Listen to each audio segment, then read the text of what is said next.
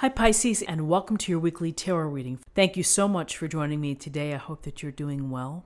This reading is for any sun, moon, or rising Pisces, and we will look at the cards. We'll get a sense of the awareness or the big ideas for the week, guidance and possible outcomes. I'll also choose a couple of oracle cards for additional information. So let's just go ahead and get started.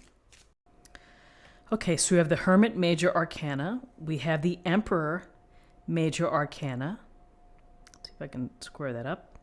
We have the Six of Cups. So the Hermit stands here on top of the mountain, holding his staff and holding the lantern with looks like a six-pointed star within it. And you can see the glowing of the lantern, symbolic of light, of enlightenment.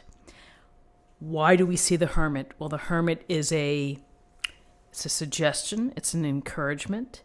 It may be a message to you to take a step back. If you feel that you've been very busy, that you've had a lot going on, that there's chaos perhaps, this urges you to take time for yourself, to create some solitude, to create some time for meditation, for contemplation, for reflection and discovery. All of the things that we need to do, we need to consider these things as we move forward in life and as we try to make sense of things and events and people and relationships that we encounter along the way. So this Hermit, wise, experience, singular. As you can see, he's probably looking down at the valley. He may know a lot of what's happening with life below. And so we take that type of sense where we shine this light and we look deep within. We do the soul searching. We do the spiritual work within. So for some of you, maybe it's a way for you to get back on your spiritual practice and to meditate and to think about what's been happening within your life and to make some sense of things. And then after you've had some of this time that you create for yourself, you may feel more informed, you may feel more comfortable what's going on before you go back into the busyness of life. Every day we're bombarded with messages from TV, from social media, from friends, from family. And here this is take your time, carve out the time for yourself. It's empowering as well as enlightening. So with this introspection, here is the Emperor. And the Emperor sits on his beautiful throne and his crown, and he has power. He rules. He is able to rule for the betterment of his people and his subjects. And so he's more than likely he's benevolent. The Emperor is wanting structure, is wanting organization, is wanting people to follow the rules perhaps so that everybody can play nicely and that everybody can get along. When people live by the rules that the Emperor lays down, theoretically there's less chaos. There's less concern for safety. So how do we look at the Emperor in terms of our own lives? Well, we look toward the attributes of the Emperor, which is experience, which is thinking about your experience, which is taking charge, being a leader, understanding what's before you, what you're trying to do, and making decisions for your own betterment. But we see the idea of bringing structure and order, into your day, into your couple days, into your week perhaps. And sometimes being organized or bringing in order can be updating your calendar book. It can be updating your calendar app on your phone putting in everything, thinking about the week as a whole and how you partition your time and your energy. That is a function of being organized, of taking charge, and really working with confidence.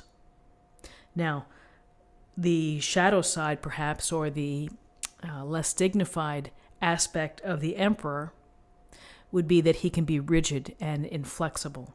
So as you are taking charge, as you're moving forward, making things happen for yourself, feeling confident about your moves and your decisions, is to think about that you don't want to be too stubborn or too inflexible in your relationships with others. So here we have introspection, we have taking charge, bringing some structure and some order and organization within your life. And then we have the Six of Cups. We get a real sense here by looking at this illustration of the children who are giving to each other just because that's what children do. It's the innocence of it all. So a very simple message may be, as you deal with these soul searching and taking charge, don't forget to understand the wonder of life and to feel and think of things perhaps through the eyes of a child, which is, it's exciting and there's potential and wow. Because sometimes we get too jaded and sometimes we get too focused on what isn't happening. And here's these overflowing cups with the flowers, and here's the children with this gentleness and kindness.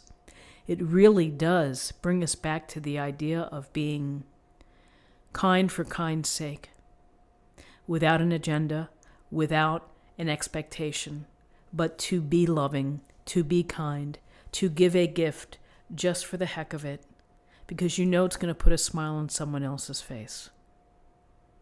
It's the same thing as receiving a gift too.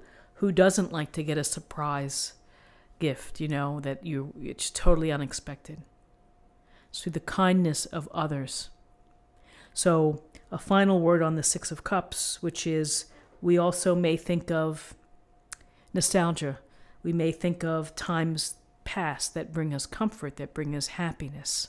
Some of you quite literally could be meeting with someone from your past, an old coworker, an ex. So the possibilities here, I think the overriding piece is to be gentle with yourself, to be gentle and kind with others, to get some structure, some organization, however you do it best, and make the time to be introspective. Make the time to think about where you are. There's no harm in doing so. And to take yourself out of the busyness, to lead off with that practice, is going to give you a refreshed set of eyes. It's going to give you perhaps a reset in how you think and how you approach things, and can certainly lead you through a successful day and a successful week. So let's see what we have in terms of numerology. We have 9 and 4 is 13. 13 and 6 is 19. 19 reduces to 10. 10 reduces to 1. 1 is about new beginnings. It's about being an original. It's about leadership. It's also about being inspired. And so now I'm going to choose an oracle card for an affirmation for the day.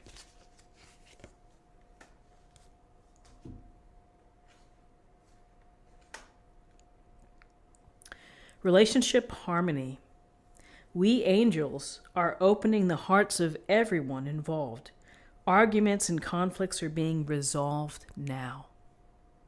And I hope that they're being resolved through gentleness, through kindness, through your own personal wisdom, and through your desire for the benevolence of your own community, of the people within your life, the people within your circle.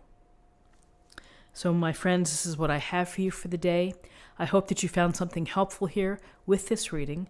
If you did, please subscribe, like this video, share this video, comment below. I'd love to hear from you. I hope you have a wonderful day, and I'll see you tomorrow. Take care.